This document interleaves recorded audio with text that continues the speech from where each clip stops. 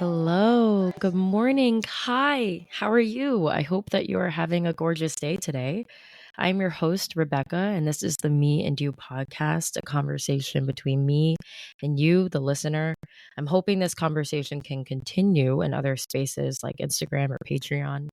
I also want to say that this is a safe space on the internet for reflection, personal evolution, and compassionate community. I am providing reflections, not answers.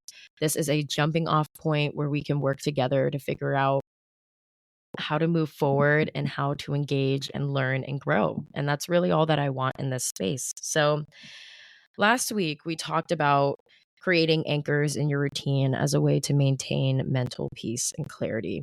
And these are accessible habits that tether you to your true self and give you the energy to do what you want and need in your day to day life. But in this conversation about incorporating habits that work for you, I kind of want to rewind a little bit and talk about how do you even listen to your needs to figure out what habits you even need to incorporate for yourself.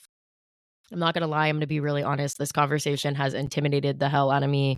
This is my fourth time recording this. I'm feeling really beaten up right now and just like nothing I say is good enough. But I just really want to push myself to show up anyway, even when it's not 100, even though that's so hard for me because I just want to do and say and be the perfect right thing all the time. But in doing that, I'm cutting off my own foot because that is just so impossible. And I know that, but part of me thinks I can do it anyway. So here I am on my fourth try with this episode, really hoping that it resonates with you and really hoping that we can work through this together and, be vulnerable and grow through this. So, yeah, today I want to talk about listening and identifying your needs.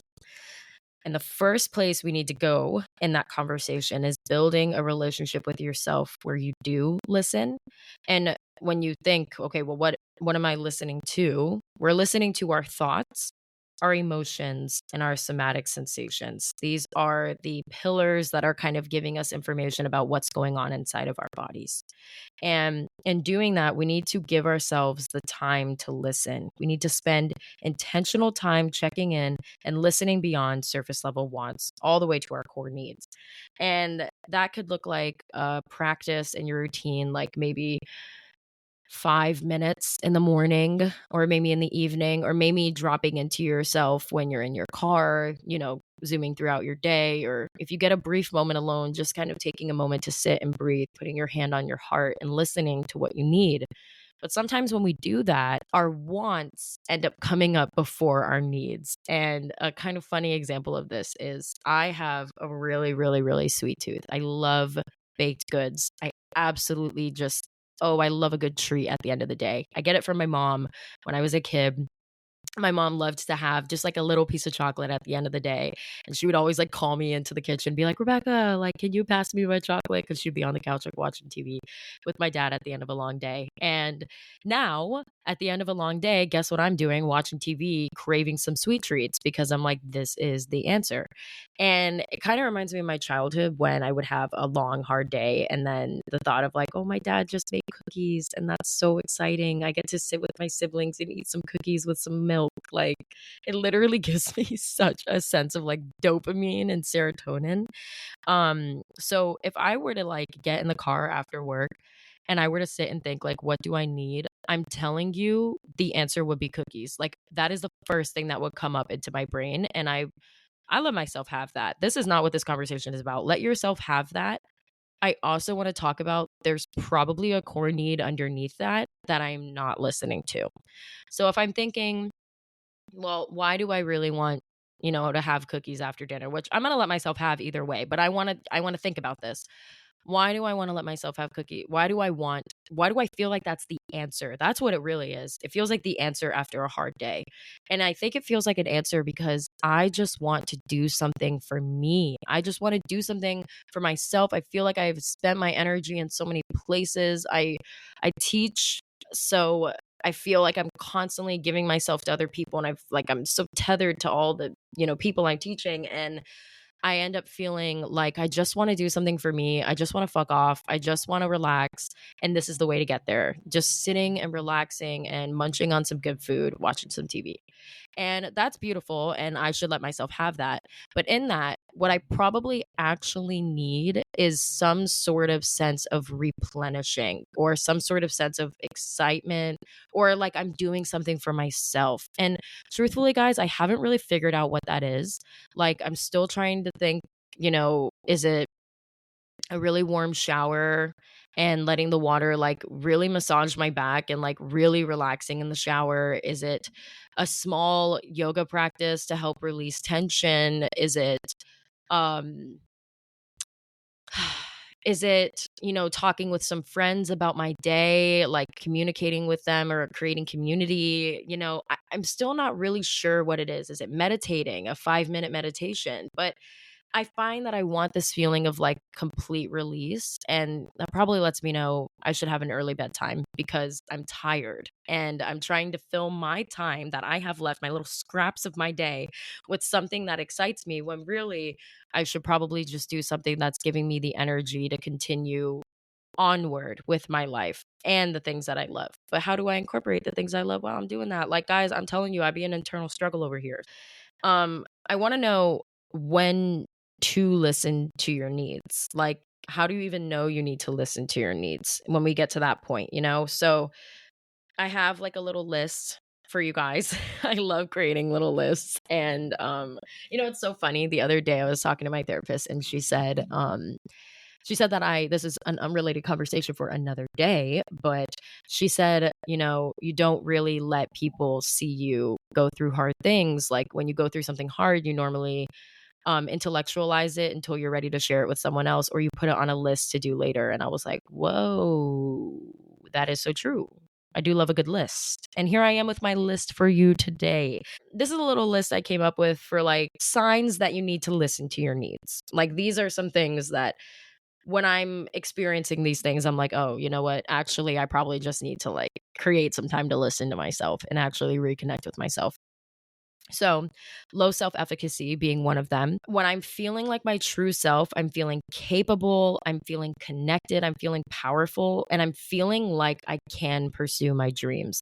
When I'm feeling disconnected from myself, suddenly the things I've been working on feel like they've gone to shit. And I'm like, they're not capable of being what I want them to be. They're not going to grow the way that I want them to, my podcast or my creative endeavors, my athletic goals, and it's not going to get where I want. And it's just there's no point. When I get to that point of I'm like there's no point, I'm probably disconnected from myself and I probably need to take some time to listen.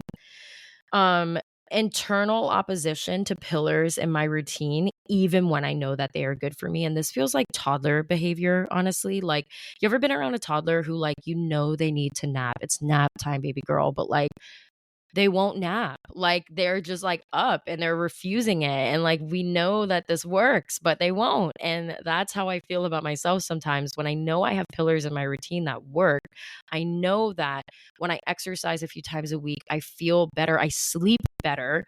Like I know that when I go outside at least once a week, I feel more connected to the earth and I feel more connected to myself. Like I know that these things work, but I have internal opposition to them. And that is probably letting me know that I'm disconnected from myself. Another one being avoidance of quiet and lots of scrolling.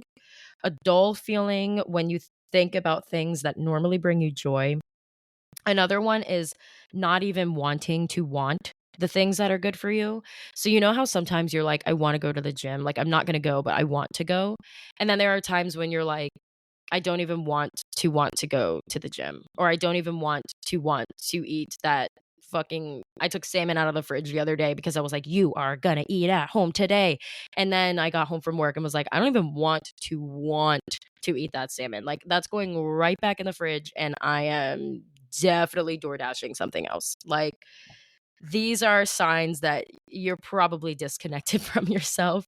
Alone time and relying on other people to fill the void. Like when you are so resistant of your alone time, you're probably disconnected from yourself. You probably need to take a moment to get back in there. Overstimulation, lots of zoning out.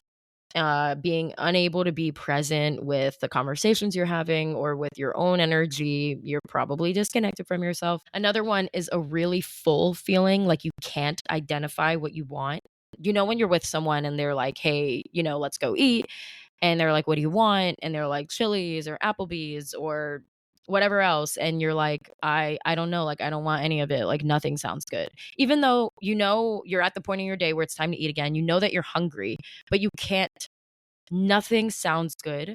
That feeling also translates to other aspects of our lives. Like, when someone is like, hey, what do you want to do today? And you're like, I don't know. Like, you finally have time and you're like, I don't know. Nothing sounds good. The beach doesn't sound good. The mall doesn't sound good. Being outside doesn't sound good. Staying in doesn't sound good. Creating doesn't sound good. Seeing friends doesn't sound good. That's probably a sign you are disconnected from yourself, which I also want to say all of these put together over time are actually symptoms of depression, I'm pretty sure. But if you're experiencing these in like micro ways, I'm talking about like where it's just like you're kind of dipping into this like every so often, you're probably out of touch with your needs. Of course, if you're experiencing all of these to a heavy extent, I think that you're dealing with some depression and, some other things need to be worked on here and addressed and loved. But yeah, these like micro little moments throughout your day and your week are giving you information that you are disconnected from yourself. So, how do we reconnect with ourselves? How do we listen to ourselves? And I want to walk you through like a little practice that I do, a mindfulness practice that helps me to identify what I'm feeling in my body so that I can listen to it. And truthfully, I'm not at the point yet where I'm like able to be like, the cold, fiery sensation in my heart is letting me know that I need to go ahead and do that. Like, I'm not there yet. I have no damn clue, but like, I want to work on this together. So, normally, I will sit and close my eyes. I will take a few deep breaths, and then I will ask myself, where do I feel sensation in my body? And the point of this kind of part of the conversation is I want to give you vocabulary for identifying your needs in your body, because your body is constantly giving you information that we have learned to ignore really well. But when we listen to it, it will get us exactly where we are meant to be. Our bodies are so smart and they are constantly communicating with us. And now we are creating a practice where we actually listen to them. So you might ask yourself, so when you close your eyes, you start to breathe. Ask yourself, where do I feel sensation in my body? Where does your attention go when you focus on your body? This could be a tingling sensation in your hands. This could be a buzzing sensation in your chest. This could be a hollow or sunken feeling in your chest or stomach. This could be buzzing in the base of your spine. It could be a spiky feeling. It could be a rugged feeling. I want to walk through the sensations of it, like the senses of it. What does it feel like? If you were to reach out and touch it, is it smooth? Is it hard? Is it rugged? Is it like sandpaper? Is it soft? Is it cushiony? Is it velcro-y? Is it velvety? Is it silky? Is it warm? Thinking about the temperature of it. Is it hot? Is it cold? Is it freezing? Is it like ice? Is it stuck? Or is it really melted like lava? Like, really characterizing the sensation. The more you characterize it, the more your body will know that you are listening to it and the more information it will clearly give to you. Which I know sounds so fucking woo woo. And I hate the term woo woo because I feel like it's a way to make people feel embarrassed for being connected to their spirituality, which do you, like, whatever makes you feel connected is beautiful. But like, I know that sometimes we hear stuff like this and we're like, okay, yeah, oh, yeah, yeah, yeah, yeah, yeah. But like, I promise you, if you do these practices a couple times, you really will start to feel that. And so you kind of like break down, what does it feel like in your body? And then I want you to verbalize that. So let me think. When I put my hand on my chest and I take a deep breath, I'm feeling my heartbeat in my chest. My chest is feeling very spacey right now. It's feeling like I can't get a grip on it. It's feeling really echoey. If it had a texture, it would be like super slick. Maybe like a block of ice. Damn, girl, okay. Like, I didn't mean to say that. I got ice inside me like that. Like, my heart is cold. But what I'm trying to get at is like really, really affirming what it is. And then I want you to sit and reaffirm that again and again and again. What does that mean? How do you reaffirm it? I want you to literally say it again and again. I am feeling density in my heart. I'm feeling vacancy in my heart. I'm feeling an ice cube feeling in my chest. I am feeling numb. I think that's what that is. I'm feeling numb. And I think I'm feeling numb because this is my fourth time recording this episode and I'm incredibly discouraged and I'm trying so hard to continue, but I'm at the point where I feel like everything I say is fucking shit. But I know that I know I'm being hard on myself and I know I need to let myself just create and flow and trust the process and trust that there are like-minded individuals who see me and see my intention and are willing to see through my flaws to help me grow and vice versa. Ugh, why am I gonna cry? Like, okay, anyway, so I want you to reaffirm that sensation again and again. And that means I feel and accept the sensation in my body. I want you to ask at this point afterwards, what would feel really good right now? If that hasn't come up for you already when doing this practice, what feels really good? What creates a tingling or heat or excitement or joy in my body? The best way I could put it is heat. Follow the heat. And if nothing comes up for you, it's not because the answer is nothing. It's because you need to give yourself more evidence of listening to your body so that it feels safe to speak up. Sometimes you can't hear your own needs because you have created a habit of ignoring them.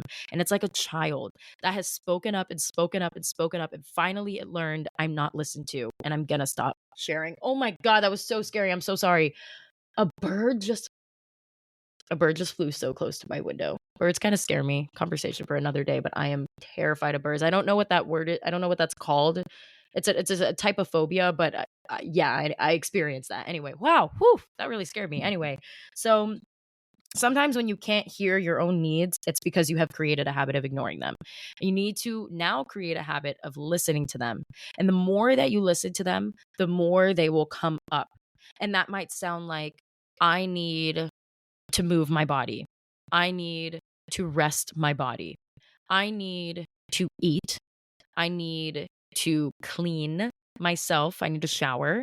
I need to feel a different sensation. I need to feel water on my body. I need to feel connected to other people. I should reach out to someone I love and have a conversation with them. I need to connect with my animal in my house. Go find your cat. Go find your dog. Go find your ferret. I knew someone who had a ferret once, and I was like, seriously, like, do we just own anything at this point? I need to be kinder to myself. I need to give myself a break. I think that's normally when I sit down to listen to my needs, I normally hear that I need to give myself a break. And I have a really hard time doing that because I don't deserve the break.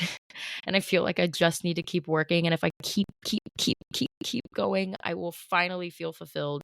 But I actually think a sense of fulfillment will come from letting myself be exactly as I am, which is like corny and stupid, I guess. Not stupid. It's not stupid. If you were to do it, I would say it was good. But for some reason, when it's me, I'm like, ugh, gross. But yeah, guys, that's kind of where my heart and mind have been at with this conversation. I hope that it has been useful for you. I hope that it has given you some kind of information and clarity on how to listen to what you need. I hope that my imperfections don't just constantly push you away. You could see I'm starting to like ravel into insecurity a little bit. And normally I would want to cut something like this out, but I really just want to show you that I am so incredibly not perfect and really trying to grow and listen to myself and be kind to myself and balance a sense of like capability and confidence, but also like not being like not being like too much, you know. I'm very grateful to have connected with you. I'm very grateful that you chose to listen to this today. It really, really, really means a lot to me that you care to listen to my voice for 20 something minutes or however long this ends up being. I'm truly grateful to you and to myself for showing up for this. I'm so proud of you for being so active in your healing. And I love you. I don't even know you, and I love you. And you are so loved, and you are so capable, and you are so enough. And a really big lesson for me this year has been, if I don't really actually love myself, I can't really love my people the way I want to. And I really want to love you guys the way I want to. So I have to learn to accept myself. And now I'm going to go cry. Yeah, I don't know why I'm getting emotional. Anyway, have a beautiful day today. Take care of yourself. Be kind to yourself. I cannot wait to connect with you next week. You are so capable and divine. And I hope you have a gorgeous day. Bye. Thanks for listening.